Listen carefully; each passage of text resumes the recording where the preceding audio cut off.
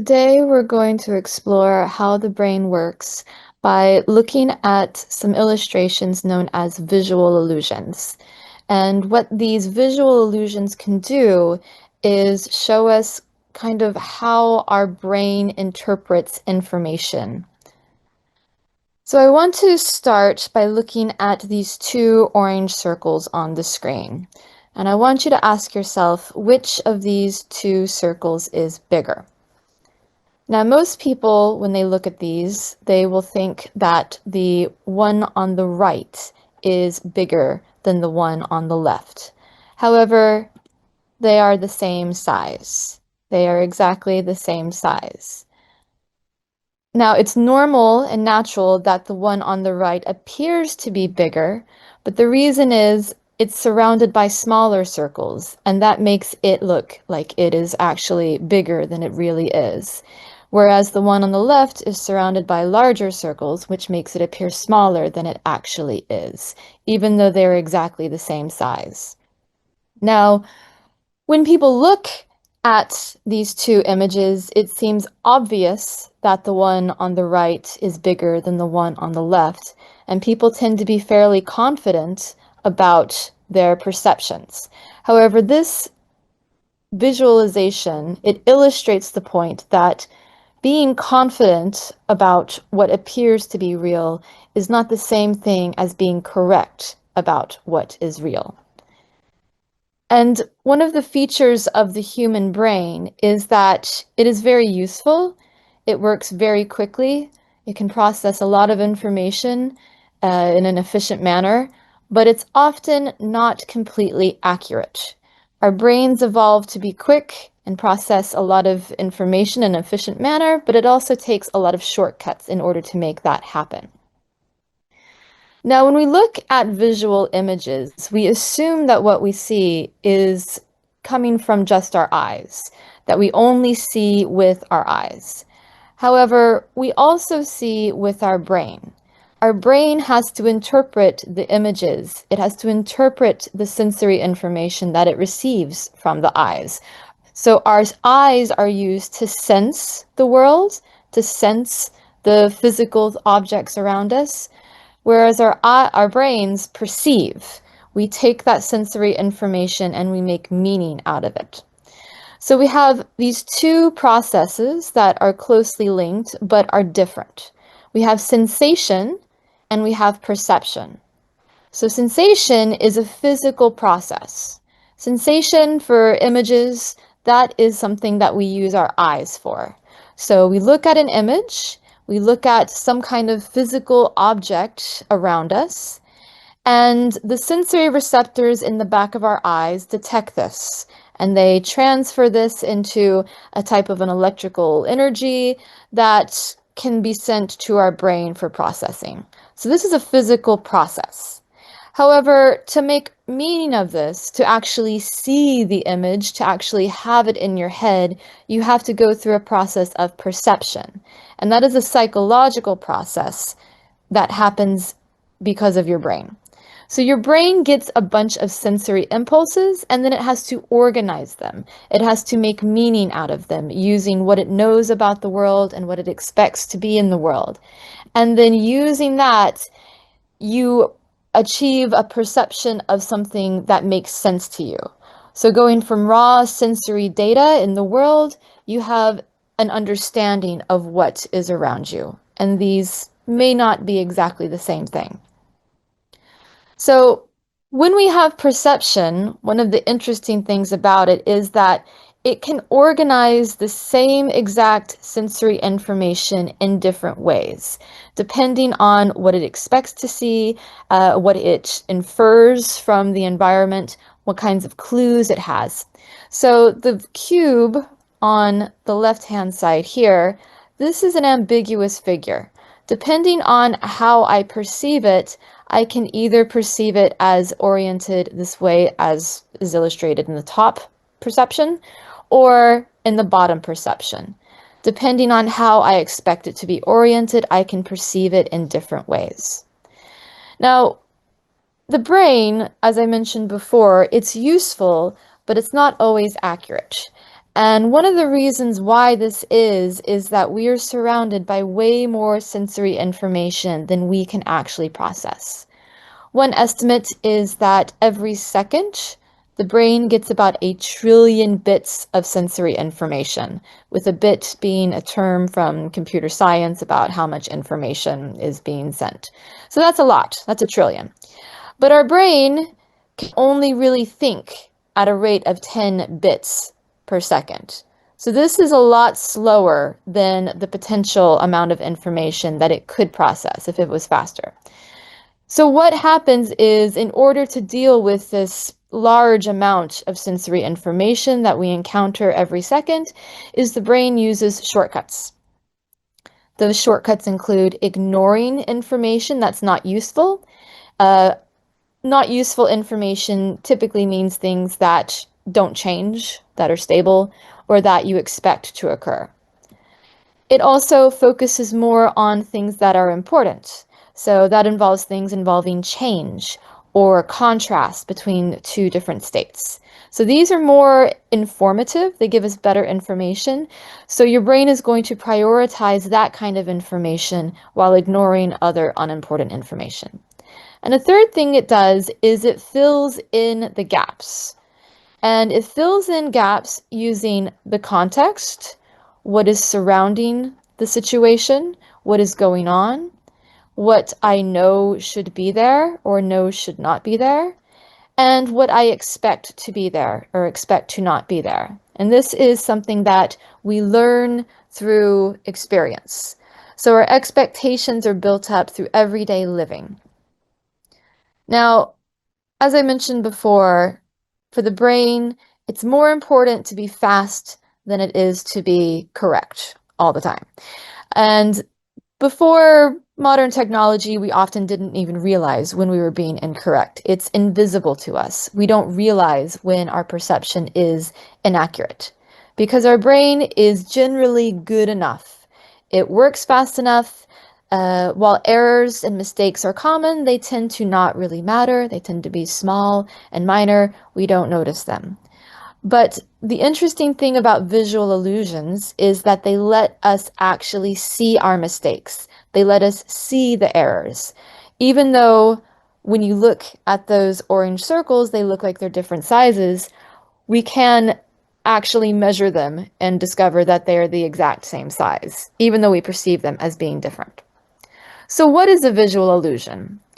Here I have 3 different types of visual illusion, all very different, but what makes them all visual illusions is that they make us aware of some difference between physical reality, the physical sensation, and the perception that we build out of it in our brains.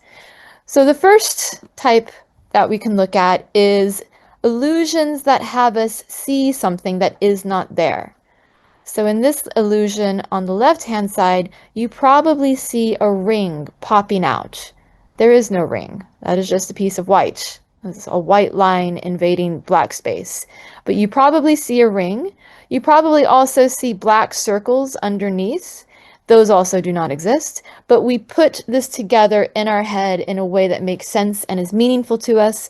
So to a normal person, this looks like 4 circles with 2 rings in front of it, because we live in a 3-dimensional world, and that's usually how it would be in the real world. In the middle, we have an illusion where we see something differently from its actual physical properties. So we perceive the orange circles as being different sizes, even though they're exactly the same. And even though you now know that they are the exact same size, you still perceive them as being different sizes because your brain is still making the adjustment for context. And then lastly, on the right-hand side, we have not being able to see something that isn't there. Now, you probably see something, but in order to see one thing, you have to not see another. So the way this illusion works is this can be seen either as a duck. A duck, here's his bill, and his eye is right there, and he's looking over to the left-hand side. Or it can be seen as a rabbit facing the other way. So these are the ears, and the rabbit is facing this way. In order to see a duck, you have to not see the rabbit. And in order to see the rabbit, you have to not see the duck. And you can switch back and forth between these, but you can only see one at a time. So what the brain does is it takes that sensory information from the eyes and then it fills in gaps using context, knowledge, and expectations. And depending on what context you have, what expectations you have, what knowledge you have, you could come to different conclusions about the world. So the first main point that I want to illustrate today is that visual illusions show how context affects perception. So context is going to be everything surrounding the target stimulus. So here I have two gray boxes, and I want you to think about which gray is brighter, the one on the left or the one on the right. Just like our first example, they are exactly the same. Most people will say that the gray on the right-hand side is darker than the gray on the left-hand side, but again, they are the same. It's just our perception making meaning out of the context. So depending on the surrounding elements, that's going to affect how we perceive how bright a stimulus is. So our first example looked at size, and this example looks at how bright something appears. If something is surrounded by black, then it's going to appear lighter. If it's surrounded by white, it's going to appear darker. Same exact color, but just a different perception. And for this, here we have a very colorful spiral. And in the center, there are two spirals. So here's one spiral, here's another spiral. So two different spirals. What colors do you think these two different spirals are? So again, here's one spiral, here's another spiral. What colors do you think they are? Now, most people would say, maybe this one looks kind of like bright yellowish green, and then this other one in the center that looks more like a bluish green. But if we remove the yellow stripes and we remove the blue stripes, we have exactly the same shade of green. This is the exact same image. I'm just removing the yellow and the blue context. So just to show you, these are exactly the same, except with the blue and the yellow stripped out. So here, your brain is using context to fill in the gaps here. So context affects color perception. So when you have a yellow or blue background, that green is going to look yellowish green. You have that yellow kind of infecting one of the spirals, making it look yellowish green. And then the parts that intersect with the blue, that's going to look bluish green. So you have the same exact color, depending on context, looks to be different colors, either yellowish green or bluish green. And then if I just have the same background, same neutral black background, the green will look uniform. You can see that these two spirals are actually the same exact color, even though up here, when affected by the context, they look to be completely different colors.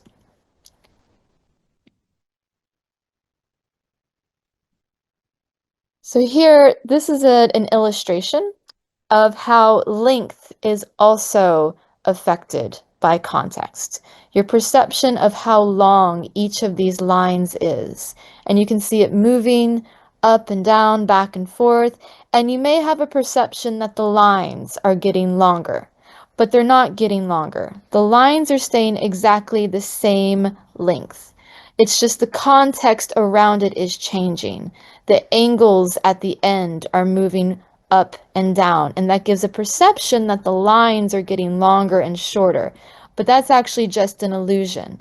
The lengths of these red lines, the lengths of these yellow lines, they stay exactly the same length. They just appear to be getting longer or shorter. We perceive them differently than the sensory information.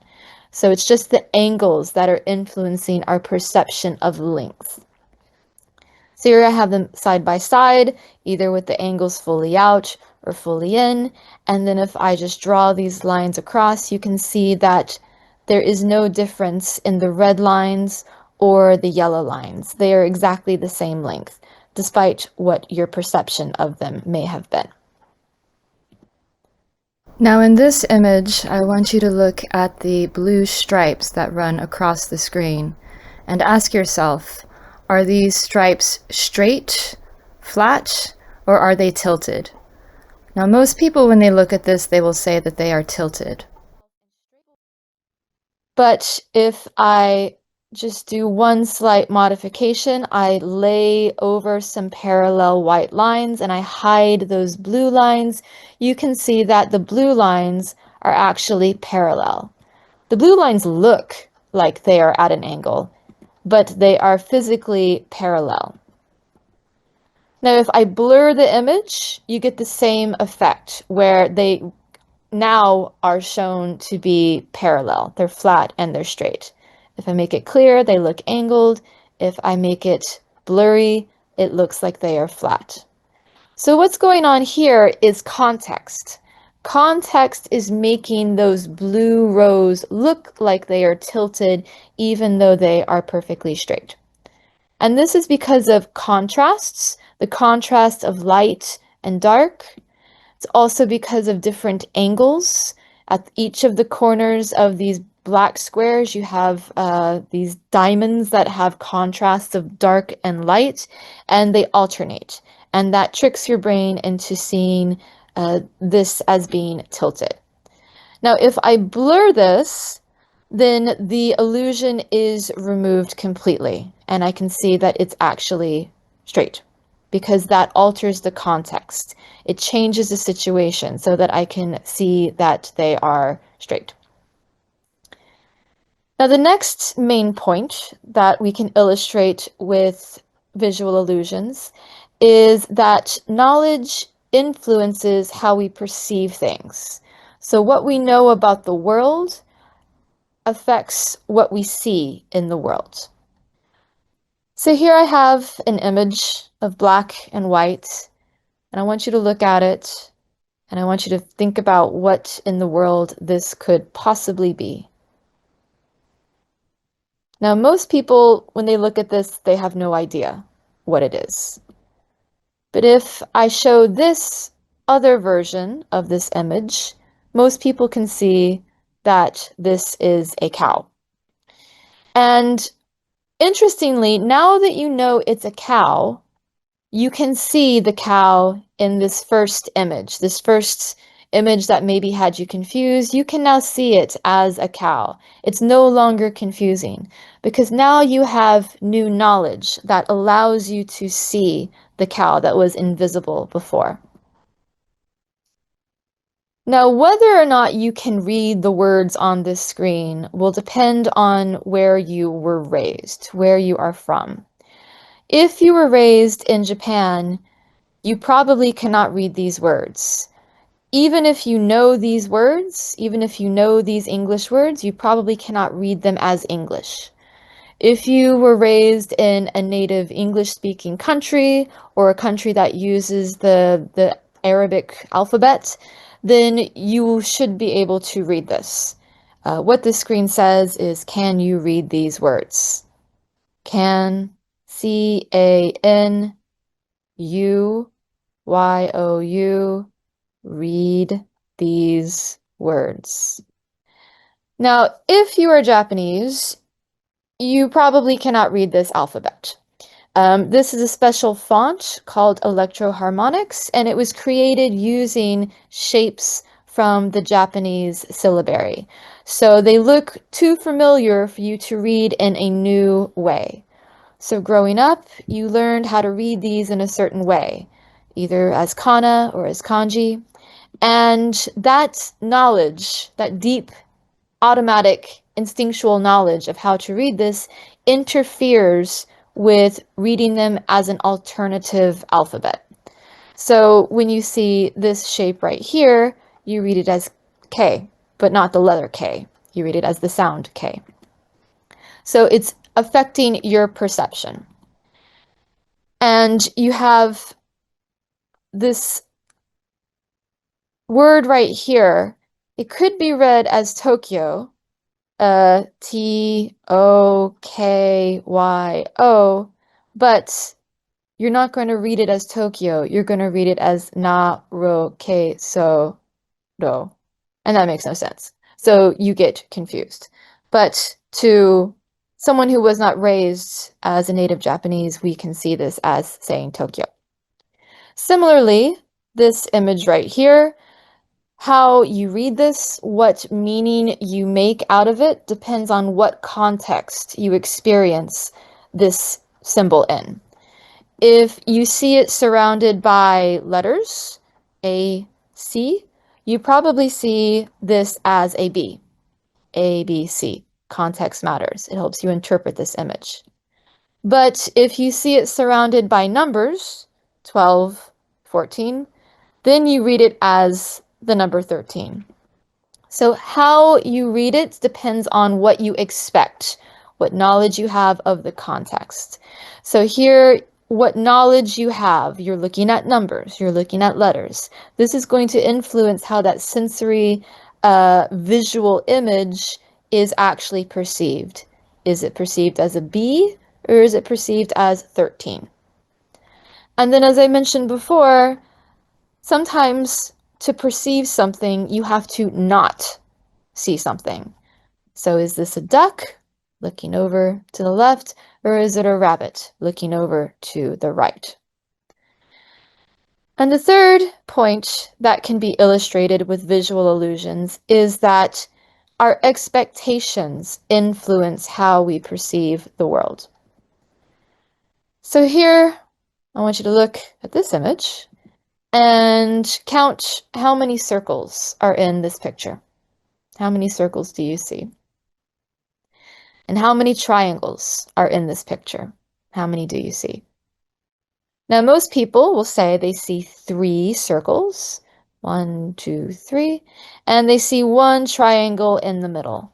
And the triangle is sitting on top of the circles. So the circles are below, and the triangle is kind of covering them, but they're still there. We still perceive them as being circles. We just can't see all of them because they're covered with a triangle.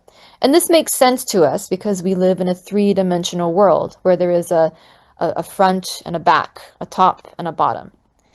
But if I just rearrange this a bit, that illusion shatters, and we can see there are no circles. We do not perceive any circles now. Now we just have kind of 3 Pac-Man shaped things and 3 scattered lines. There is no triangle.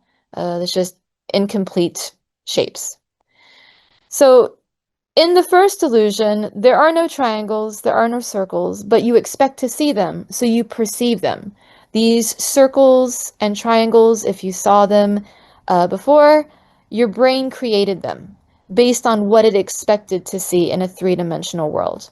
However, the orientation, the way they're put together on the right-hand side, that doesn't match the expectations for the 3-dimensional shape of a triangle is covering up a circle. So you don't fill in the gaps. You just see them as random shapes. Similarly, when we look at this man and I ask you, what is he doing? Where is he located? It looks like he is levitating. It looks like he is floating above the street because of the context clue here. This shadow that is underneath him, which is actually a stain on the street, but it looks like a shadow to us. We interpret it as a shadow to us, makes it look like he is floating above the street. And this is a perception that we make automatically, because usually a shadow is a good indication of where something is located. There's no other shadows here. It's a cloudy day, so there's no shadows. So we interpret this spot here as it must be a shadow. And that matches our typical experience, even though we know it's impossible. Even though we know he cannot be floating, it looks like he is. You may say, oh, maybe the photo was edited or it was made by AI. No, this is a real photo of a real man standing on a real street. He's just standing next to a stain on the street that makes it look like he's floating. So shadows. Shadows are one of those clues that we use all the time to figure out where an object is located. And we use it automatically. We can't really suppress this information. So again, even if we know that what we're looking at is not what we perceive, we can't stop the perception. So in the photo on the right, your perception is probably that she is floating on some kind of plank in the air, even though we know that it's not true. We can clearly see there's a flag, there's a flag there, but this is a shadow of a different flag. We can kind of put this information together. This shadow right here doesn't match whatever she's standing on. So we know logically that this shadow does not go with this platform here. But perceptually, we can see her as floating because we automatically use those shadows to understand what's going on, even if we know it's not true, even if it contradicts what we believe. Now here I've got two towers. One is leaning, the other is also leaning. And I want you to look at these two towers and ask yourself which one is leaning more. Once again, they are exactly the same. In fact, it's the same exact photo, just copy pasted. The angles are exactly the same. It just looks like the one on the right-hand side is leaning more. Again, even now that you know this is the same image on the left and the right, you will still perceive the one on the right as leaning more, even though you know that they are exactly the same. And this is because, again, we live in a three-dimensional world. And in three-dimensional worlds, we have these clues about depth, about what is near and what is far. And so when we look at something in the distance, we have this linear perspective where these lines move towards each other, and we understand that as, well, these are parallel, they're just going from close to far away. And our brain automatically understands this and automatically processes it. So we have this intuitive understanding of how things are supposed to look when they're side by side. They're supposed to converge and they're supposed to kind of meet in the middle as they get closer, or that's actually parallel, they don't get closer, but they look like they're getting closer at the top, but we understand that they're parallel. But when we remove that information of converging lines and then place them as just side by side, our brain can't really make that simple adjustment of saying they're the same. We automatically compensate. We automatically process the information as they're not parallel. They are not identical. One is leaning more than the other. And then lastly, this picture. This is a picture of a face, obviously, but does anything in this picture look strange? Does she look completely normal other than the picture being upside down? Most people say, no, she looks normal, looks pretty normal. But if I flip the photo around and I turn it upside down, you can clearly see that this photo is not correct. This is the same exact photo, it's just been turned upside down. Now, the one on the left, we don't perceive as strange. Most people say this looks totally fine. And the reason is the individual features, the mouth, the eyes, they are facing right side up. They are facing the way we usually see facial features in the real world. Almost 100% of the time, when you look at someone's mouth, it's going to be right side up. And when you look at someone's eyes, it's going to be right side up. So our brain is used to seeing this information, and we automatically say, that's normal. We don't notice the larger gist of it not matching the upside down face because it matches our expectations. Versus on the left, we're not used to seeing an upside down mouth or an upside down eyes, so it doesn't make sense. And we can automatically see that it doesn't match. So, to summarize what we've discussed today, we have visual illusions, and these visual illusions, while they are interesting and fun to look at, the thing that they can do for us when we think about human psychology is they can show us that how we perceive the world is not 100% accurate. It doesn't necessarily match physical reality. Our perceptions are affected by context, things that are surrounding what we're looking at. They're affected by what knowledge we have, and they're affected by what experiences have informed our understanding of sensory information, what clues we've learned to use automatically to understand what's going on in the world. So that is the end of this talk, and here are the references for all of the illusions that you've seen in this talk.